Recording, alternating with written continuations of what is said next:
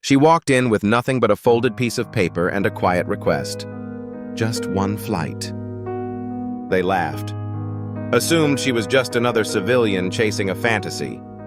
No uniform, no rank, just dusty boots, a calm voice, and patience no one understood. They didn't ask who she was. They didn't care. But someone else did. When an Air Marshal spotted the small tattoo behind her ear, the laughter stopped. The mood changed. Because that ink didn't belong to tourists or dreamers. It belonged to legends. What happened next would leave an entire base silent and remind everyone what real service looks like. This is the story of Captain Elena Ramirez, the pilot they never saw coming. By 9 o'clock a.m., the Arizona sun was already punishing the concrete at Falcon Mesa Airfield. Heat shimmered above the tarmac like rippling glass, and the smell of scorched metal hung in the air. Inside the operations tent, 2 instructors lounged under a groaning air conditioner that struggled against the desert. Captain Elena Ramirez walked in quietly. No uniform, no ribbons, just a slim woman in sun-faded cargo pants and desert boots that had seen war zones. Her dark brown hair was tied back in a tight ponytail, revealing a strip of pale skin where aviator goggles had once rested. Slung over one shoulder was a worn canvas duffel. In her back pocket, a neatly folded piece of authorization paper. Neither man looked up at first. One wore aviators indoors. The other clutched a protein shake like it was his source of power. They were scrolling through a video on a tablet, chuckling at some cadet's botched landing. When Elena stepped forward and said, "Captain Elena Ramirez, I have a Euro 930 slot in the Apache simulator," their attention finally shifted, but not with respect. Aviator Guy smirked. "You want to fly the Apache sim?" She nodded. "Yes." He took the paper, glanced at it like it was a menu, and tossed it back on the table. "Yeah, not today. We're doing evals, no space for ride-alongs." The other one added with a smirk, "Apache's not a theme park attraction, ma'am. It eats people who don't know what they're doing." Elena didn't flinch.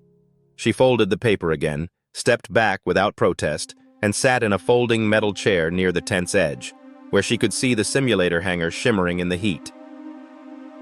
"She can wait all she wants," Aviator Guy muttered. "Answer's still gonna be no." She didn't respond, just sat calmly, waiting.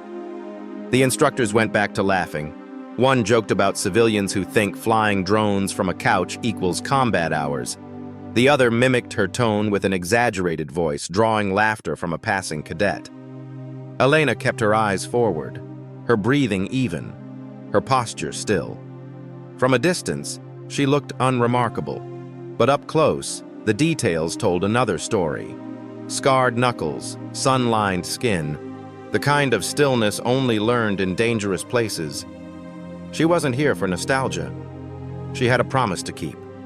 And no one in that tent had any idea who they were turning away. Not yet. The minutes passed slowly inside the operations tent. From her seat by the edge of the shade, Captain Elena Ramirez could hear the steady rhythm of base life, the distant whine of jet engines, the dull thud of rotor blades from a Black Hawk on the far pad, the hiss of hydraulics, the dry groan of metal expanding under heat. She didn't fidget. She didn't check her phone. She simply waited, like someone trained to survive inside silence. Inside, the instructors hadn't stopped talking. They joked louder now, their voices dripping with smug certainty. "She's still out there?" one cadet asked, laughing. 2 hours now," said Aviator Guy. "Just sitting, like she's trying to mind control the simulator from across the yard. Maybe she thinks if she stares hard enough, the bird will fly itself." More laughter. She probably watched one Top Gun rerun and thought she was born for it. The younger mechanics and cadets chuckled nervously. None of them knew her. None of them had asked. But someone had just entered the room who would know exactly what to ask. Air Marshal Robert Keene didn't speak at first. He stood in the back of the room, arms folded, eyes tracking each face with a kind of stillness that made people adjust their posture without knowing why. At 57, Keene had flown in conflicts that weren't in history books yet. He wore his experience like armor, quiet, unshakable. He listened to the mockery, the jokes, the laughter. Then he turned without a word and walked back outside. The sun struck him full in the face as he crossed the gravel path toward the tent. The air was hotter now, like walking through fire, but he didn't notice. He was watching her. Elena was still in the same chair, still motionless. Her posture calm, straight, but not rigid.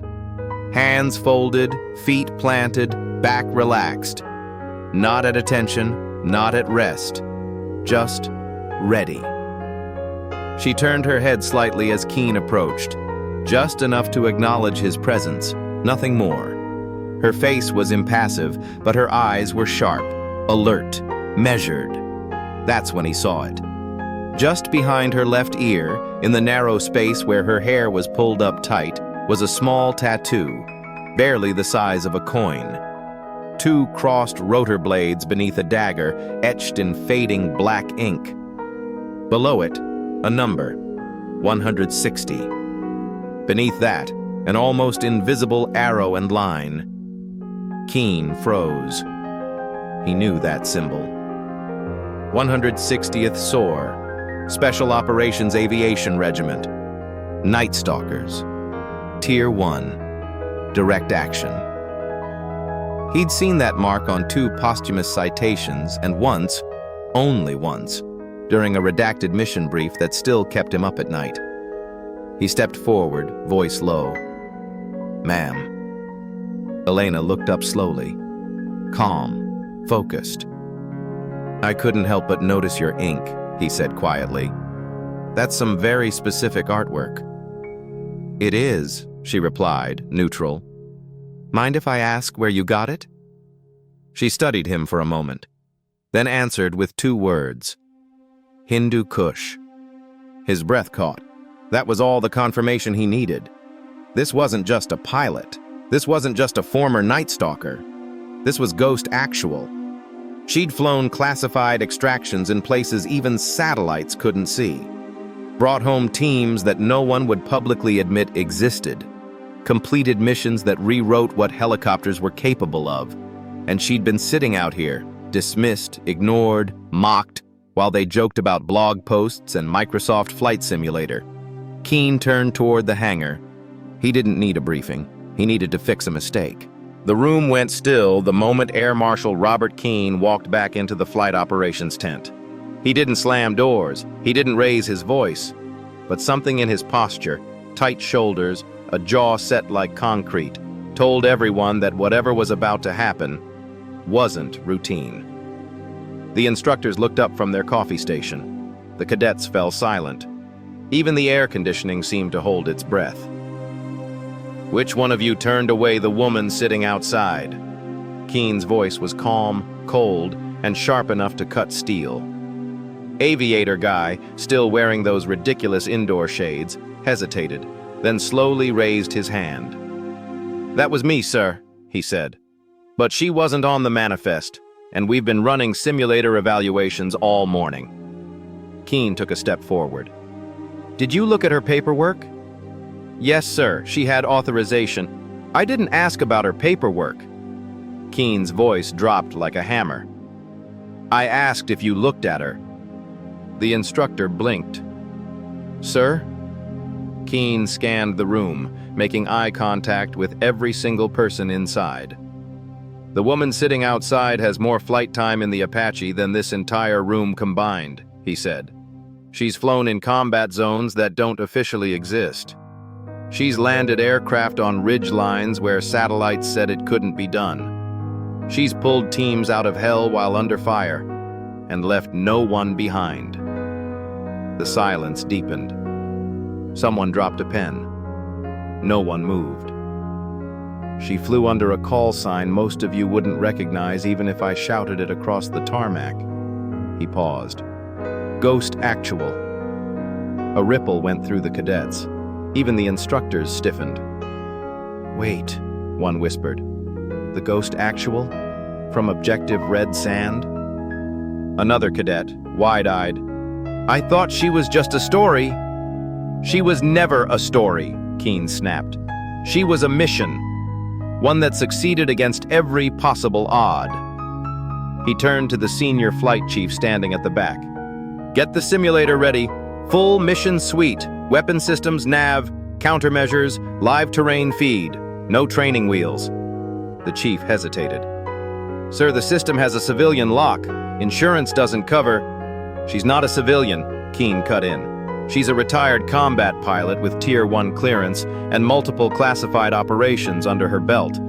And if anyone here wants to question her right to fly today, he looked directly at the two instructors. You're welcome to take it up with the Pentagon's SOCOM liaison office. I'm sure they'll be thrilled to hear your opinions. No one spoke. But just to be clear, Keen added, lowering his voice, the correct response when a Night Stalker asks to fly your bird is, yes, ma'am. Right away, ma'am. A beat passed. Then the room chorused in shaky unison. Yes, sir. Keen nodded. Good.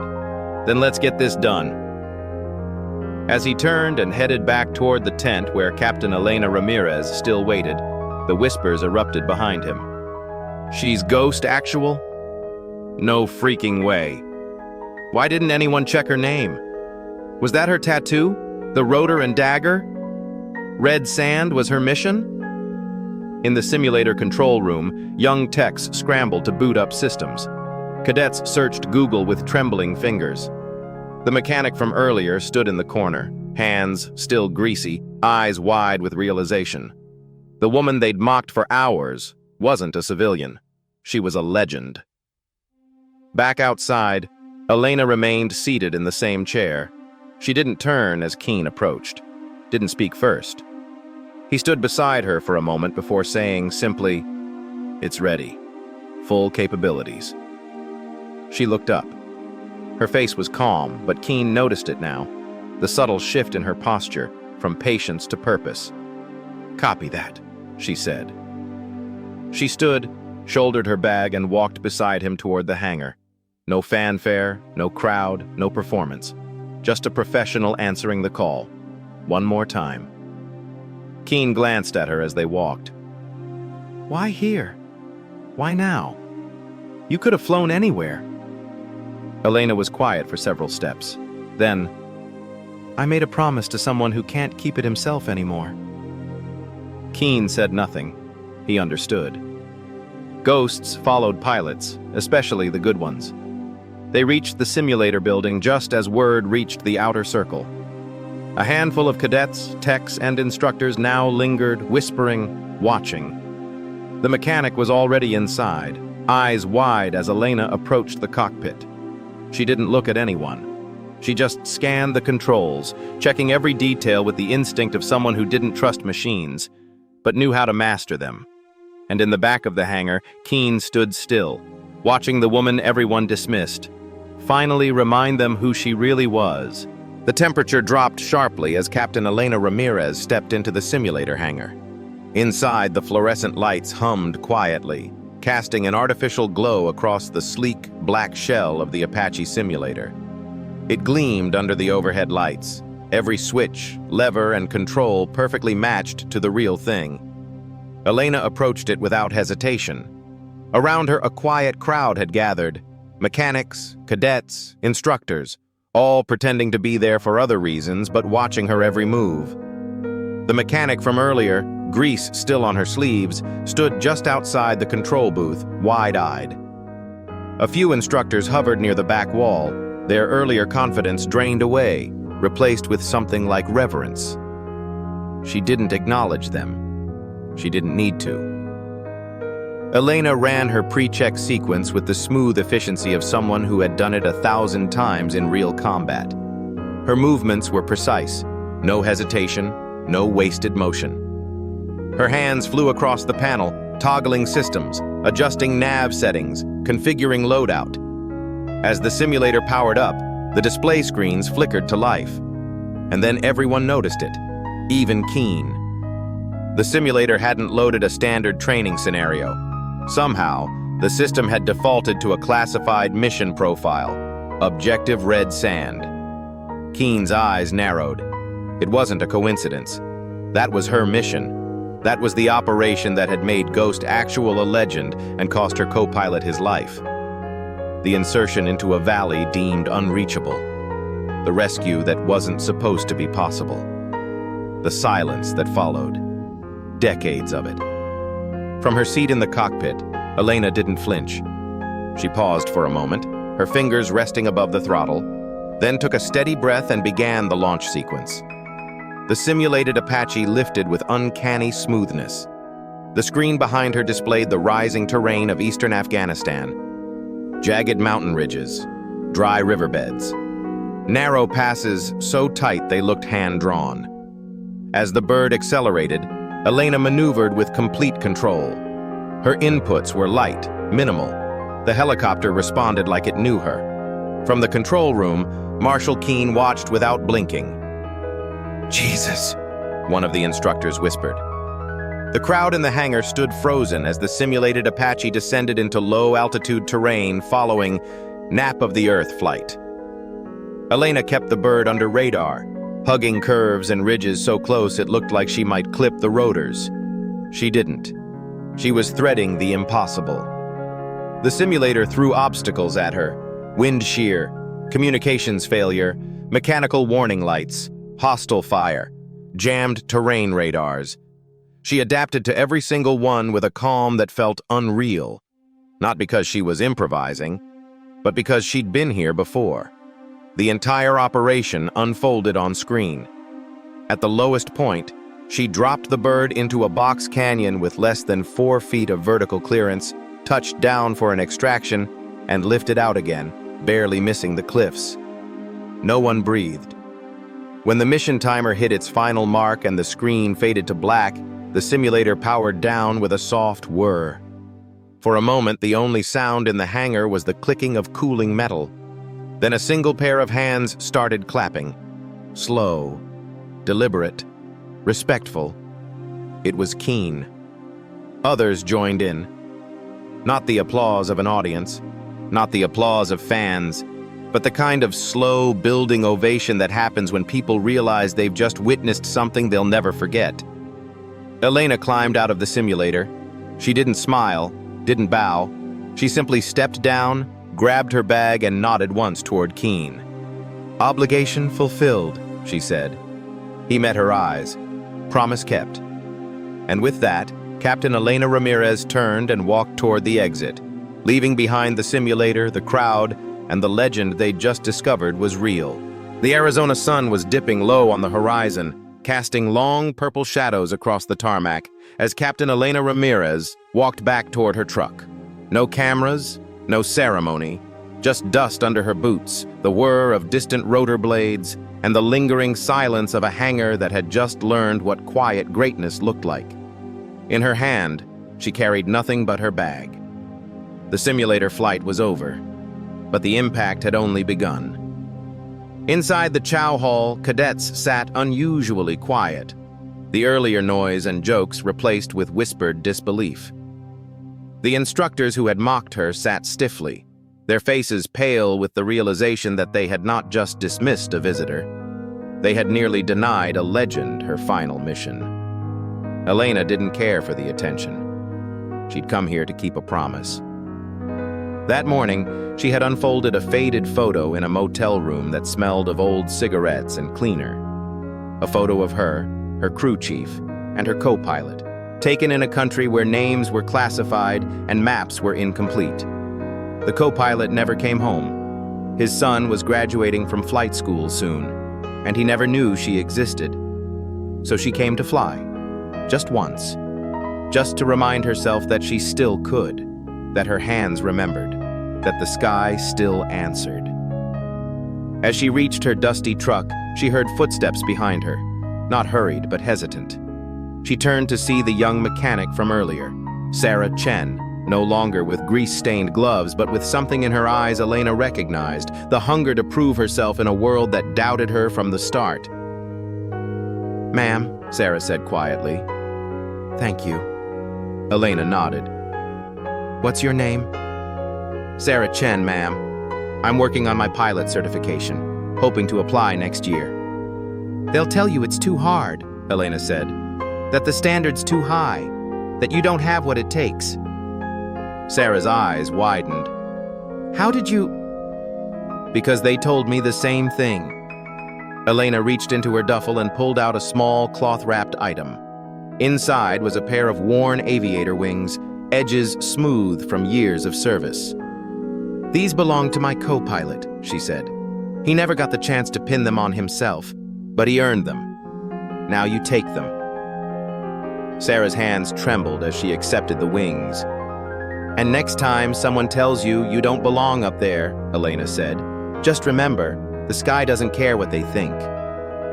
She turned without waiting for thanks, climbed into her truck, drove off into the golden desert haze, a silhouette fading into the past, after reminding everyone what courage really looks like.